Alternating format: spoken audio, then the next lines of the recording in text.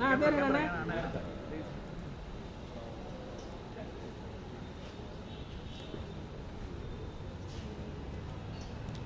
இந்திய அண்ணா திராவிட முன்னேற்றக் கழகத்தின் சார்பில் தலைமை தேர்தல் அதிகாரியை பற்றி ஒரு மனு கொடுத்தோம். அதாவது தமிழ்நாட்டில் நடைபெறுகிற தேர்தல், பாராளுமன்ற தேர்தல் நியாயமாகவும் சுதந்திரமாகவும் வெளிப்படைத்தன்மையுடையதாகவும் நேர்மையாகவும் நடக்குதான்னு ஒரு சந்தேகத்தை ஏற்படுத்தியிருக்கிறது.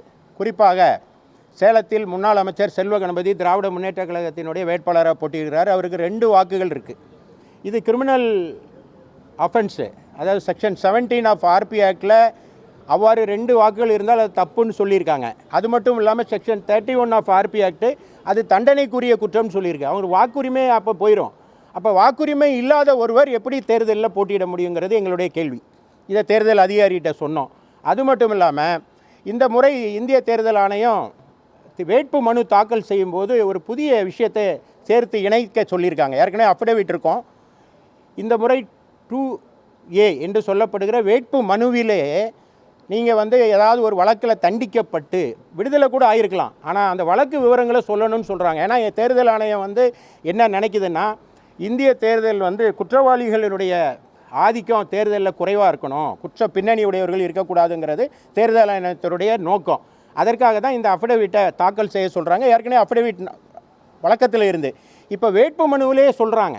வேட்பு மனுவில் நீங்கள் ஒரு வழக்கில் தண்டிக்கப்பட்டு பின்னால் உயர் நீதிமன்றங்களில் நீங்கள் விடுவிக்கப்பட்டிருந்தாலும் கூட அந்த 2 ஏதாவது உங்களுக்கு ஏற்கனவே தண்டனை இருந்தால் அதை பற்றி சொல்லணும் அப்படின்னு ஒரு ஃபார்ம் இருக்குது. அது 3Aல இருக்குது. ஆனால் செல்வ கணபதி டெலிபரேட்டாக வேண்டுமென்னே நோயிங்லி அவர் 2 வழக்குகளை மறைச்சிருக்கார். ஒன்று ப்ளஸ் அண்ட் ஸ்டே ஹோட்டல் வழக்கு, இன்னொன்று கலர் டிவி வழக்கு. இந்த 2லையும் அவர் தண்டனை பெற்றார். அதற்கு பிறகு மேல்முறையீட்டில் அவர் விடுதலை ஆகியிருக்கார். அப்போ தண்டனை பெற்றதை அதில் சொல்லியிருக்கணுமா இல்லையா? அதனால் இது மெட்டீரியல் ஃபேக்ட். அவர் மறைச்சிருக்காரு நோயிங்லி, அவர் அறிந்தே அதை மறைச்சிருக்காருங்கனால அவருடைய வேட்பு மனுவை தள்ளுபடி செய்யணும்னு நாங்கள் கேட்டோம். அப்போ தள்ளுபடி அதை அந்த மாவட்ட தேர்தல் அதிகாரி இயந்திரத்தனமாக, அதாவது மெக்கானிக்கலின்னு நாங்கள் லீகலில் சொல்லுவோம், நான் அப்ளிகேஷன் ஆஃப் மைண்ட், அதை மனதை செலுத்தாமல் அவர் மெக்கானிக்கலாக இயந்திரத்தனமாக செயல்பட்டு அந்த மனுவை ஏற்றுக்கொண்டது தவறு. இப்போ நாளைக்கு தேர்தலில் அவர் வெற்றி பெற முடியாது, வெற்றி பெற்றால் அந்த தேர்தல் செல்லாது. ஏன்னா தேர்தல் வழக்குன்னு வரும்போது இந்த விஷயம் மெட்டீரியல் ஃபேக்ட் மறைச்சிருக்காரு. எலெக்ஷன் கமிஷனுடைய நோக்கத்துக்கு எதிராக அதை ஒரு 2 வழக்குகளில் அவர் தண்டனை பெற்ற விவரத்தை அவர் விடுதலையானார்னு அதில் எழுதணும். எந்த நீதிமன்றத்தால் விடுதலை செய்யப்பட்டார்னு அதில் குறிச்சிருக்கணும். அப்போ தேர்தல் ஆணையத்துடைய நோக்கத்துக்கு எதிராக அந்த அஃபிடவிட், அந்த வேட்பு மனு இருக்கிறனால அந்த வேட்பு மனு நிராகரிக்கப்பட்டிருக்க வேண்டும். அது மட்டும் இல்லாமல் கோயம்புத்தூரில் அதை விட பெரிய குத்து. கோயம்புத்தூரில் பாஜக வேட்பாளர் அண்ணாமலை ஒரு அஃபிடவிட் தாக்கல் பண்ணுறாரு. அஃபிடவிட்டை நான் ஜுடிஷியல் ஸ்டாம்ப் பேப்பரில் இருக்கணும். இதுக்கு சர்க்குலர் இருக்குது, எலெக்ஷன் கமிஷனுடைய சர்க்குலர் இருக்குது, சென்னை உயர்நீதிமன்றத்தினுடைய உத்தரவு இருக்குது. 2017 ஒரு வழக்கில் உத்தரவாகவே போட்டிருக்காங்க எவ்வளோ ரூபா ஸ்டாம்ப் பேப்பரில் அது இருக்கணும், அது ஜுடிஷியலாக நான் ஜுடிஷியலான்னு. இப்போது அவர் வேட்புமனு தாக்கல் செய்தது கோர்ட் ஃபீஸ் ஸ்டாம்பை ஒட்டியிருக்கார். அவர் கோர்ட்டுக்கு தான் கட்டணத்தை செலுத்தியிருக்கார் வழியாக தேர்தல் ஆணையத்துக்கு செலுத்தலை. இதன் மூலமாக அவர் அந்த நாமினேஷனே செல்லாது. அப்போ அந்த நாமினேஷன் செல்லாது என்பதை அங்கே இருக்கிற மற்ற வேட்பாளர்கள், அதிமுக வேட்பாளர்லாம் எடுத்து சொல்கிறாங்க. சொன்ன உடனே அங்கேயும் தேர்தல் அதிகாரி செவிட்டுத்தனமாக காதை பொத்தி கொண்டு அதை அக்செப்ட் பண்ணிவிட்டு எந்திரத்தனமாக அதை அக்செப்ட் பண்ணிக்கிறார். கேட்டால் அது மெட்டீரியல் ஃபேக்ட்லன்னு பின்னால் சொல்லலாம். நீங்கள் எலெக்ஷனில் கோர்ட்டில் பார்த்துக்குங்கன்னு நான் சொல்கிறேன். ஏற்கனவே இதே போன்று ஒரு மாநகராட்சி தேர்தல், நான் நினைக்கிறேன் அது பஞ்சாபா ஹரியானான்னு தெரில, உச்சநீதிமன்றம் கூப்பிட்டுச்சுல்ல, தேர்தல் அதிகாரியை அழைச்சி விளக்கம் கேட்டாங்கல்ல. அதனால் அதிகாரிகள் தவறு செய்தால் தண்டிக்கப்படணுங்கிறது எங்களுடைய வாதம். நான் அதை எலெக்ஷன் கமிஷனில் ஏற்கனவே தெரிவிச்சிருக்கிறோம். இப்போ இந்த கோயம்புத்தூர் தேர்தல் அதிகாரி என்ன பண்ணிட்டார்னா, இந்த அப்ஜெக்ஷன் வந்த உடனே ஒரு 5 மணிக்கு எல்லாரையும் கூப்பிட்டு அவர் இன்னொரு நாமினேஷன் ஃபைல் பண்ணியிருக்காருன்னு ஒரு புதுசாக ஒரு கரடியை விட்டார். அதுவும் தப்பு, அது சட்டவிரோதம். எப்படின்னா, இன்னொரு நாமினேஷன் அஃபிடவிட்டை அவர் தாக்கல் செய்திருந்தால் அது எப்படி செல்லும் அப்படின்னா, அவருக்கு ஒரு செக்லிஸ்ட் கொடுப்பாங்க. நாமினேஷன் பண்ணோன்னே செக்லிஸ்ட்டில் நீங்கள் என்னென்ன தாக்கல் செய்திருக்கீங்க, இதில் என்னென்ன தவறுகள் இருக்குது, அதை ரெக்டிஃபை பண்ணிட்டு வாங்கன்னு ஒரு செக்லிஸ்ட் கொடுப்பாங்க. அந்த செக்லிஸ்ட்டில் 2வது அஃபிடவிட்டை பற்றி சொல்லவே இல்லை. இன்னும் ஒரு சட்ட நுணுக்கம் இருக்குது அதில். என்ன அப்படின்னு கேட்டால், யார் வேட்புமனு தாக்கல் பண்ணாலும் அன்று இரவுக்குள் அந்த அஃபிடவிட்டை அப்லோடு பண்ணணும். ஆனால் அவர் முறைப்படி செய்ததாக கூறப்படுகிற, அதாவது நான் ஜுடிஷியல் பேப்பரில் செய்ததாக கூறப்படுகிற அந்த சரியான அஃபிடவிட்டை பரிசீலனை அன்று சாயங்காலம் தான் அஃபிடவிட்டை அப்லோடு பண்ணுறாங்க. இதுலேருந்து தெரியுதா அது தவறான அஃபிடவிட்னு தெரியுதா? நான் வந்து வேட்பாளரை இதில் குறை சொல்லலை. வேட்பாளர் தவறு செய்துட்டார், நான் அவருக்கு அதுக்கு வாய்ப்பு இருக்குது, அதை திருத்தி தருவதற்கு வாய்ப்பு இருக்குது. ஆனால் அந்த வாய்ப்பு வந்து என்றைக்குன்னா பரிசீலனை வேட்புமனு தாக்கல் செய்த அன்று மாலை 3 மணிக்குள்ளே தான். அதுக்கு பிறகு அவருக்கு வாய்ப்பு இல்லை. ஆனால் அதிகாரி வேண்டுமென்றே அவருக்கு சகாயம் செய்கிற வகையில் அண்ணாமலையுடைய வேட்புமனு தாக்கலை ஏற்றுக்கிட்டது தப்பு. இதனால் என்ன அப்படின்னா, இந்த 2 அதிகாரியும் அங்கே இருந்தால், நான் ஏற்கனவே சொன்னேன், சேலமுடைய ரிட்டர்னிங் ஆஃபீஸர், இன்னொன்று கோயம்புத்தூருடைய ரிட்டர்னிங் ஆஃபீஸர், இவங்க மாவட்ட தேர்தல் அதிகாரி, அவங்க மாவட்ட ஆட்சித்தலைவர், இவங்க இருந்தால் எப்படி நேர்மையான தேர்தல் நடைபெறும்? இவங்களுக்கு ஒன்று சட்டம் தெரியலன்னு எடுத்துக்கலாம், அதை கேட்குற பொறுமை அவங்களுக்கு இல்லை, சட்டம் இல்லை, இல்லைனா ஒருத்தருக்கு சகாயம் பண்ணுறாங்க. அப்போ இப்படி சகாயம் செய்கிறவரும் அவருக்கு ஒருத்தருக்கு ஃபேவராக நடந்துக்கிறவரும் சட்டம் தெரியாதவருமா இருந்தால் அவர் எப்படி நேர்மையான தேர்தலை நடத்த முடியும்? அதனால் எப்படி அங்கே எலெக்ஷன் வந்து ஃப்ரீ அண்ட் ஃபேர் எலெக்ஷன் அங்கே நடக்கும்? அதனால் இந்த 2 அதிகாரிகளையும் நீக்கணும், அந்த இடத்துலேருந்து எடுத்துகிட்டு வேறு அதிகாரியை போடணும்னு எலெக்ஷன் கமிஷனில் சொல்லியிருக்கோம். 2. 3வது என்ன சொல்லுங்கன்னா, நீலகிரியில் இன்னொரு குத்து, அங்கே எல் முருகன் போட்டியிடுகிறார். அங்கே அதிமுகவுக்கு 11 மணிலேருந்து 1 மணிக்குள்ளே வேட்புமனு தாக்கல் பண்ணலான்னு டைம் கொடுத்துருக்காங்க. உங்களுக்கு ஏற்கனவே நார்த் மெட்ராஸில் நடந்த அதே குத்து தான், டைம் கொடுத்துருக்காங்க. பாரதிய ஜனதா கட்சிக்கு 12 மணி வரை தான் டைம், 11லேருந்து 12க்குள்ளே பண்ணணும்னு. ஆனால் அவங்க ஏனோ அவங்க வந்து மனு தாக்கல் பண்ணல, அவங்களுடைய டைம் 12ஓட முடிஞ்சு போச்சு. அப்போ அதிமுக வேட்புமனு தாக்கல் செய்ய விட்டுருக்கணும்ல. அவர் விடாமல் அதிமுகவினர் வருகிற போது அவர்களை தடுத்து நிறுத்தி அவர் மேலே தடியடி நடத்தியிருக்கிறார் மாவட்ட காவல்துறை அதிகாரி சுந்தரவடிவேல்னு, திருவாளர் சுந்தரவடிவேலுங்கிற சூப்பரண்ட் ஆஃப் போலீஸ் தான் உத்தரவு போட்டிருக்காரு. அது மட்டும் இல்லாமல் அவங்க மேலே அதிமுகவினுடைய மாவட்ட செயலாளர் உட்பட அனைவர் மீது வழக்கு, பிடிவாரண்ட், அதாவது வெளியில் ஜாமீனில் வர முடியாத வழக்கு.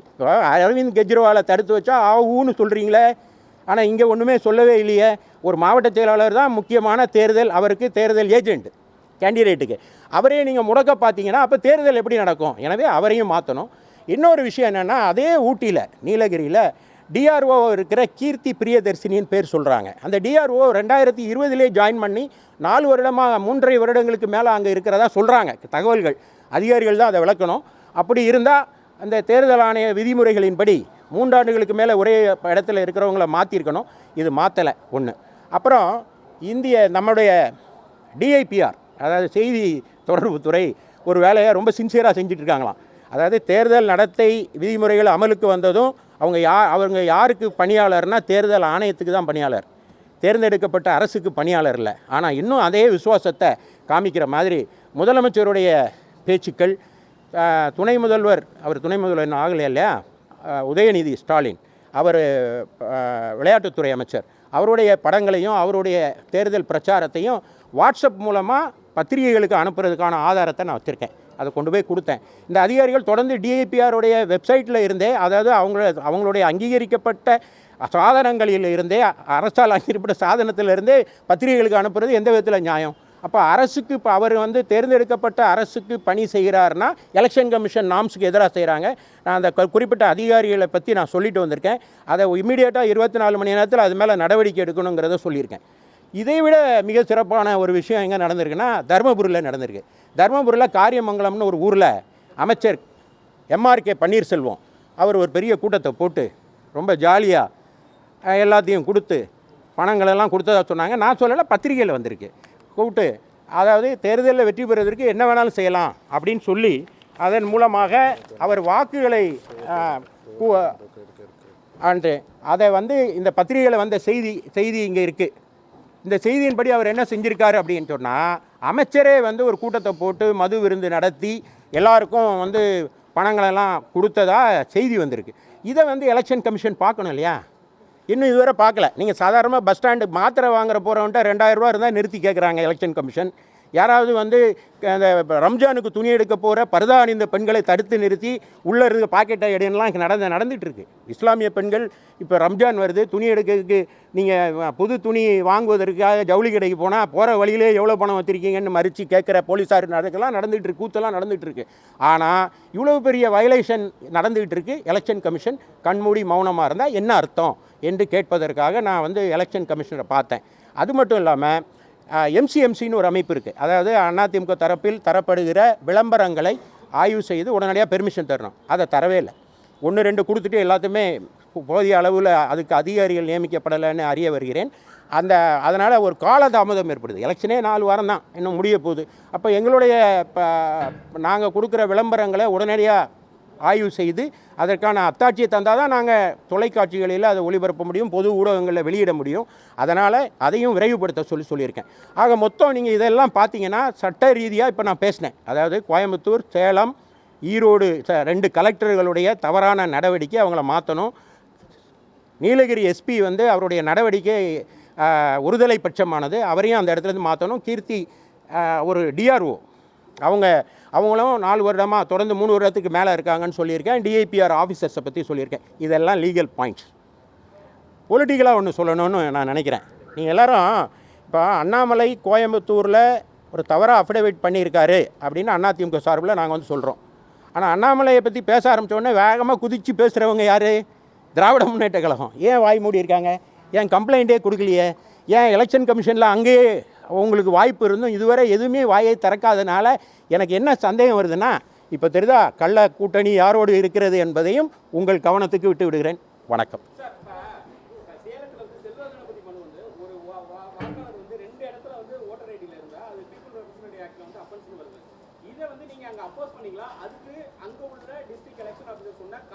அதாவது ஆர்பி ஆக்ட் 17ல்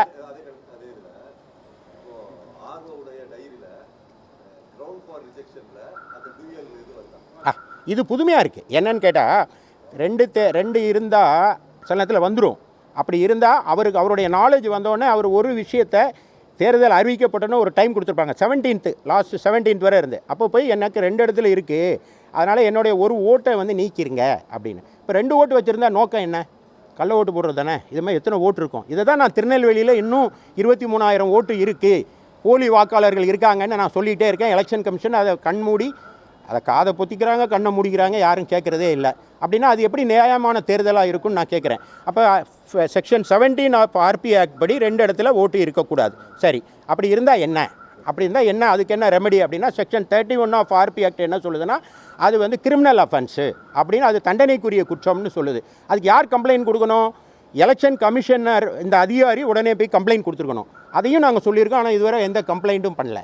இது ஒரு சாமானியன் தவறு செய்தால் உடனடியாக தண்டிக்கிற இந்த அரசாங்கமும் இந்த சட்டங்களும் ஒரு வலுத்தவன் தவறு செய்யும்போது மட்டும் ஏன் பம்மிக்கிடுதுங்கிறது தான் எங்களுடைய கேள்வி. இல்லை, அதை வந்து ஸ்பீக்கிங் ஆர்டர் அவர் தரல, அதில் தரல. இன்னொன்று வந்து ரிஜெக்ஷனுக்கு இருக்கிற கிரவுண்டில் அது இல்லைன்னு. ஆனால் மெட்டீரியல்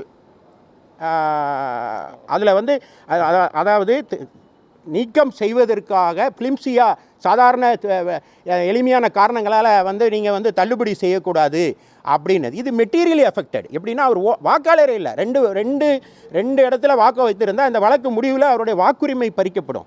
அப்போ வாக்குரிமை இல்லாதவர் எப்படி வேட்பாளராக இருப்பாருங்கிறதா எங்களுடைய கேள்வி. இதெல்லாம் நீங்கள் எலெக்ஷன் கமிஷனில் சொல்ல வேண்டாம், நீங்கள் எலெக்ஷனில் சொல்லிக்கிங்க, எலெக்ஷன் கேஸ் வரும்போது சொல்லிங்கன்னா அது எப்படி நியாயம்?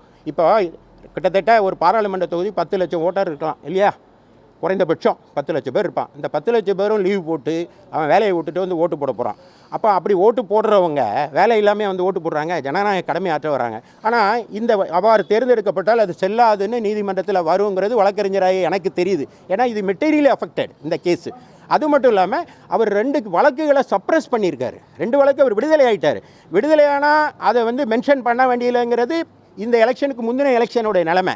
அப்போல்லாம் அஃபிடவிட்டில் எந்த கேஸ் பெண்டிங் இருக்குங்கிறது மட்டும்தான் சொல்லணும்னு இருந்துச்சு. இப்போ என்ன பண்ணிட்டாங்க, இந்த எலெக்ஷனில் 2Aல எந்த வழக்கு இருந்தாலும் நீங்கள் விடுதலையே ஆகியிருந்தாலும் அதை பற்றி சொல்லுங்கள் அப்படின்னு. ஏன்னா உங்களுடைய பின்னணி என்ன, உங்கள் முதுகில் இருக்க அழுக்கு என்னன்னு தெரியும், மக்களுக்கு தெரியணும் அப்படிங்கிறதுக்கு தான் அந்த 2A ஃபார்மில் அதை கொண்டு வராங்க.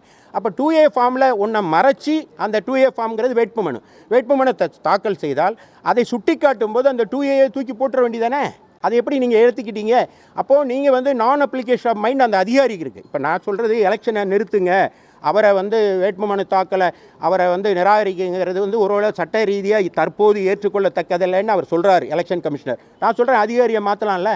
இதை கவனிக்காத, இதை அப்ளிகேஷன் ஆஃப் மைண்ட் இல்லாத மெக்கானிக்கலாக செயல்படுற கோவை கலெக்டரையும் சேலம் கலெக்டரையும் மாற்றலைன்னா அது எப்படி நல்ல தேர்தலாக இருக்க முடியுங்கிறது, அது நியாயமான தேர்தலாக இருக்காதுங்கிறது எங்களுடைய கன்டென்ஷன்.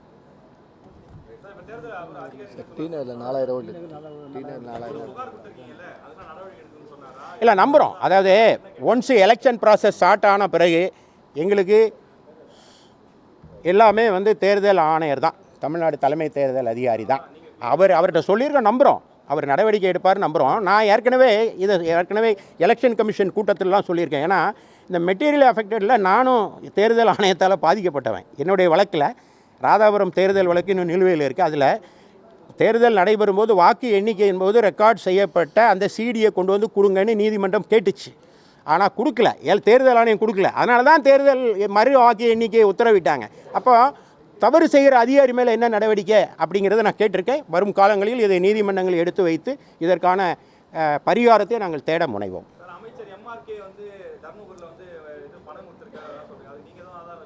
அதான் நாங்கள் பேப்பரில் வந்ததை காமிச்சிருக்கோம். நாங்கள் கேட்டிருக்கோம். அங்கே எங்கள்கிட்ட இருக்குது. அது சம்மந்தமான விஷயங்களை நாங்கள் கொடுத்துருக்கோம். ஆமாம், உள்ள ஏற்கனவே இல்லை லீகல். நாங்கள் வந்து எலக்கல் டிஆர்ஓட்ட அங்கே இருக்கிற தேர்தல் அதிகாரிகிட்ட நாங்கள் ஏற்கனவே கொடுத்துருக்கோம். தேர்தல் ஆணையத்துடைய கவனத்திற்கு அதை கொண்டு வந்திருக்கோம். அவ்வளோதான்.